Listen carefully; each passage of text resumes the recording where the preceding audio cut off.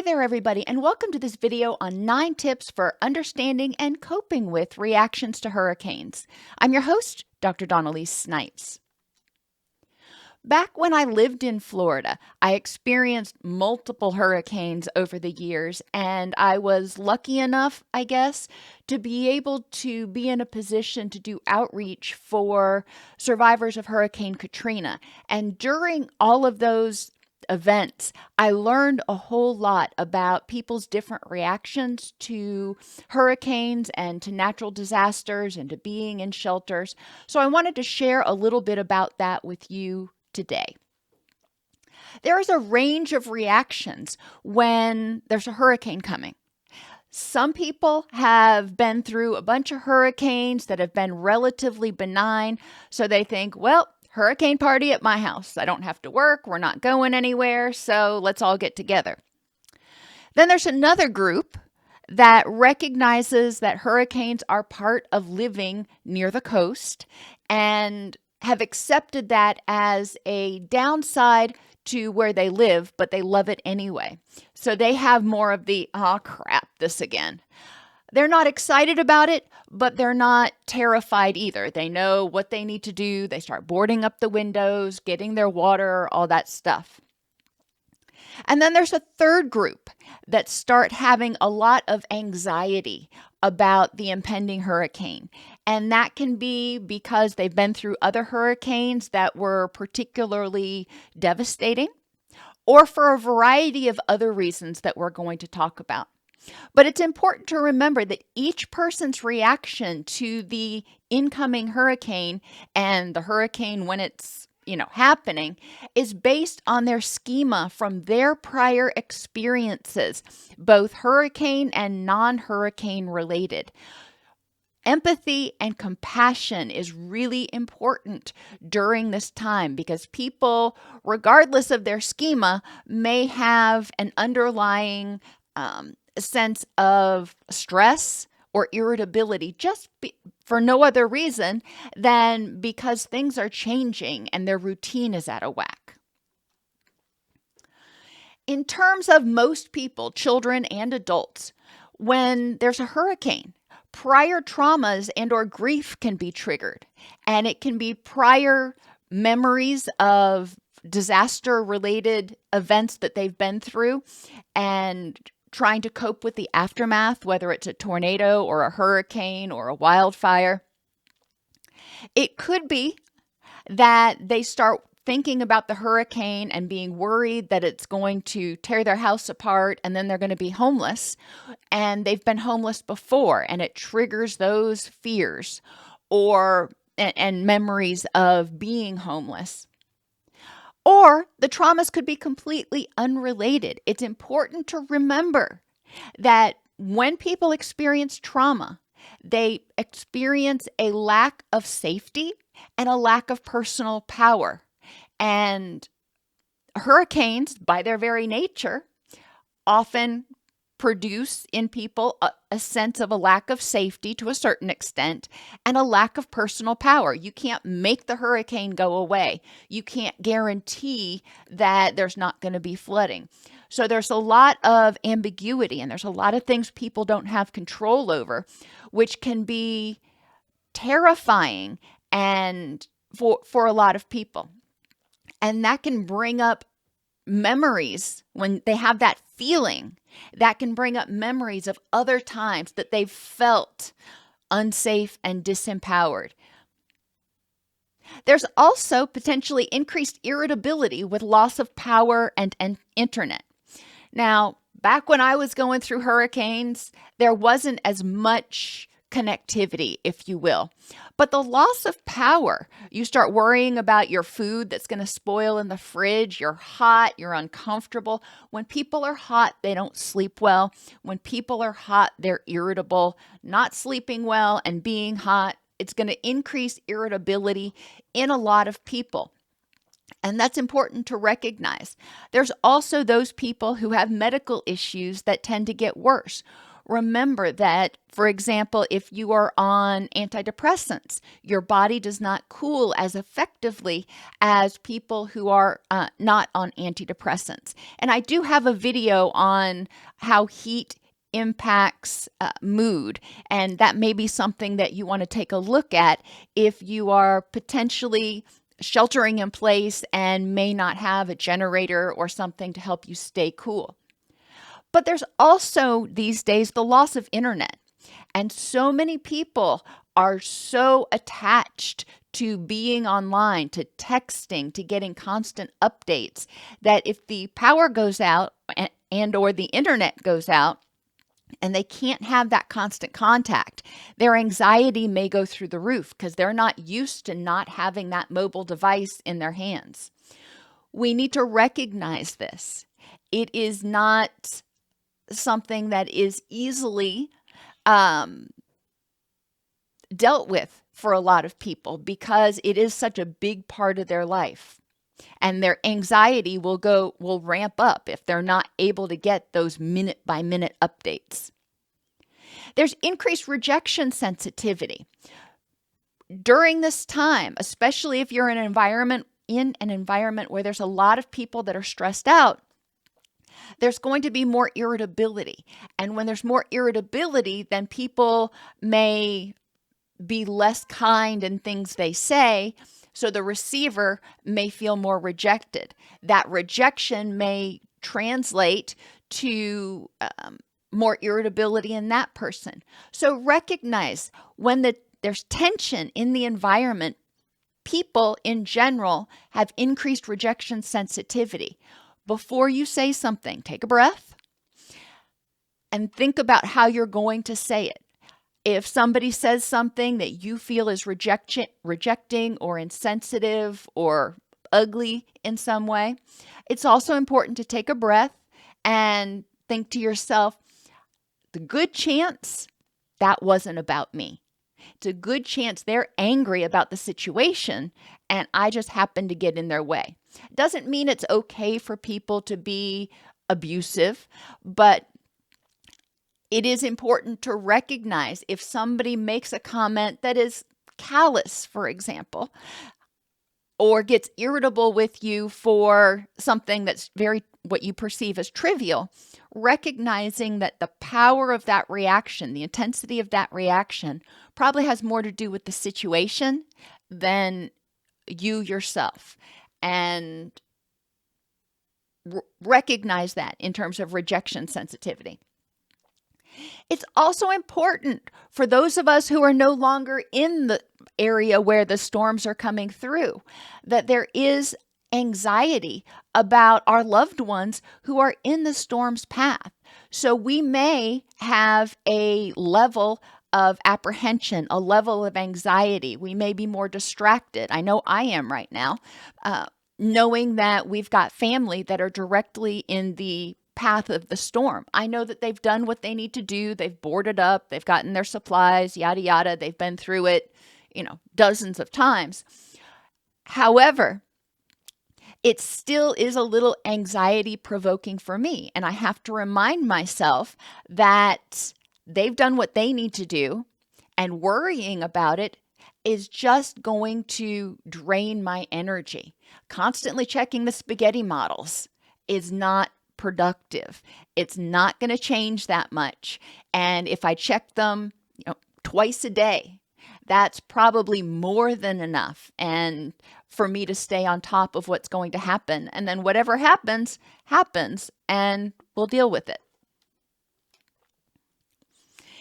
Children may be happy not to have school for a week. A lot of schools are used as shelters. So I know I was seeing online that there are a lot of schools that have already closed for the week in preparation for becoming a hurricane shelter.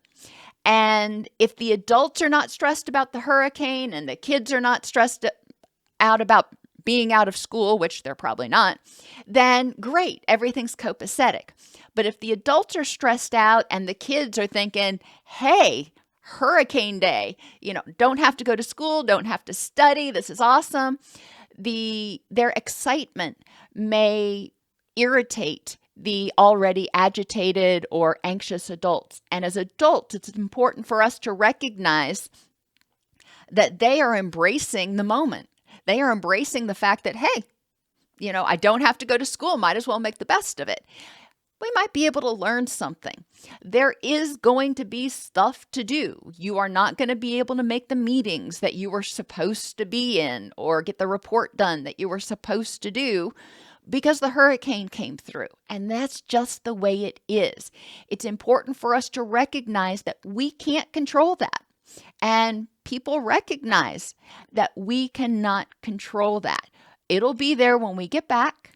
And so fretting about it is just going to increase your anxiety, increase your irritability, increase the tension in your household or in the shelter, wherever you're sheltering at. And it's going to be no good. Children feed off the emotions of adults in a lot of cases. So if the adults are stressed out and irritable, the children may start acting out. They may take on that stress or irritability. They don't understand exactly why, but they recognize that their caregivers are stressed and irritable. So they start feeling stressed and irritable. Or they may start acting out in ways to try to distract the parent. I've seen this many times. When caregivers start to get stressed, sometimes children will become entertainers or clown-like or mascots, whatever word you want to use, to try to distract the parents and, quote, help them feel better. Get curious about children's behavior, about everybody's behavior in this situation, and think to yourself, in what way is this behavior geared to try to protect them? In what way might some part of their brain think this is helpful? Now, children aren't sitting down thinking through it all. And adults, in large part, are operating on autopilot. Recognizing that and recognizing that anxiety and fear are responses to threat. And when people are in this situation, when their life is kind of upended, they tend to feel more anxious and irritable and may misdirect that.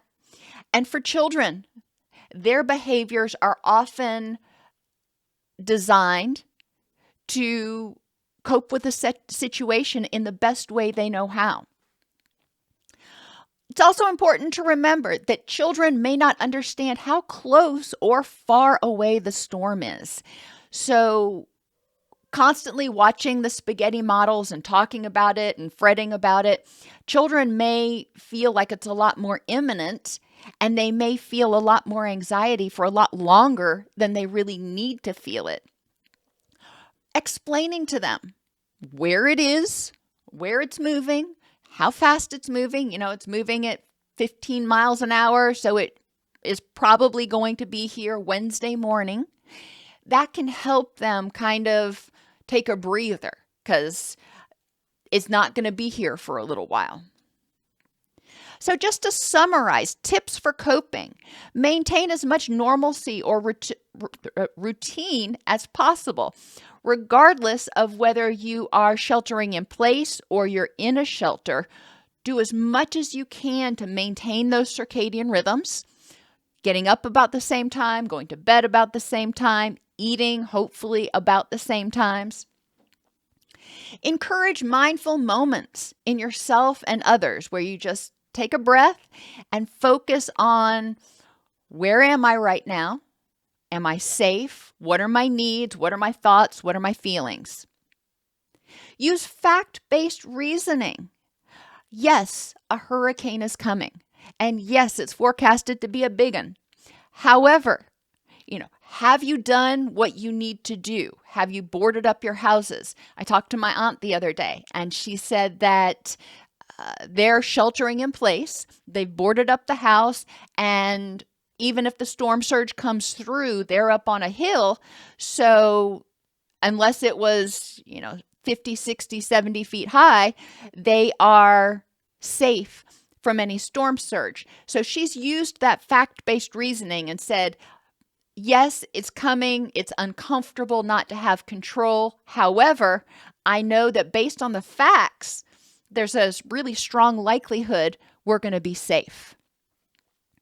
Don't stay glued to the TV or the news on your mobile device. Check it in the morning, check it in the evening if you feel you need to check twice a day. Hurricanes are slow moving. They are not going to suddenly switch course in an hour. Use that energy between news breaks to take advantage of the time, recognizing, okay, the stuff that you needed to do at work, you're not going to be able to get done.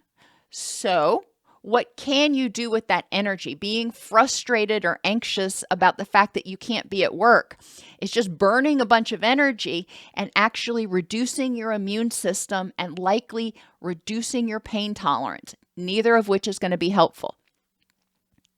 Try to make it an adventure or an experiment. If you're going through this with kids, you can try to make it an adventure. Let's pretend we're back in the 1800s, or whatever game you can think of to play with the kids to make it an adventure. If you're an adult, think about it as an experiment. If maybe you can use this time to get grounded and intentionally unhook from your mobile devices, even if you still have internet and power, intentionally unhook and see how you feel. Recognize your triggers in context. If you start feeling anxious, angry, dysphoric, as we say, recognize, am I reacting to what's going on now? Or is this what's going on now reminding me of something that happened in the past? Am I safe now? Maybe I wasn't safe in the past, but am I safe now? What do I have control over now? Get curious about disruptive or problem behaviors, both in adults and children, recognizing that those behaviors are probably communicating something, communicating fear, communicating stress, communicating something. Recognize that your hurricane schema or your beliefs about what's going to happen may be much different than somebody else's. And so some people may be very stressed out. Other people may be very calm. But if a calm person says, oh, you need to let go of that stress. I don't know why you're so stressed out. That's very invalidating. Empathize with the person who has had a different experience. The person who's calm may be a great grounding force, because the person who's been through the trauma may look at them and go, okay, maybe there's a different way to look at this. But it's important to empathize with both people and allow them to experience their feelings and figure out how to move forward for each of them. And finally, as I mentioned, recognize that even if you're not in the path of the hurricane, but you have loved ones who are, you may be starting to experience stress and anxiety due to the uncertainty. So be compassionate with yourself when you are, over the next few days or few weeks, depending on how this all ends up playing out. Hurricanes can be frustrating because they're unpredictable, but have a long lead time. So you've got days that you're sitting there going, well, where is it going to hit? And the spaghetti models keep changing. Anxiety, change, and disruption of routines can increase irritability for a variety of reasons. Compassion and curiosity can go a long way to help people cope during and after the storm. Instead of getting angry because somebody feels differently or somebody's acting out, approaching it with an air of compassion and curiosity can make it a much less stressful situation. Videos are in the disaster response series, docsnipes.com/disaster.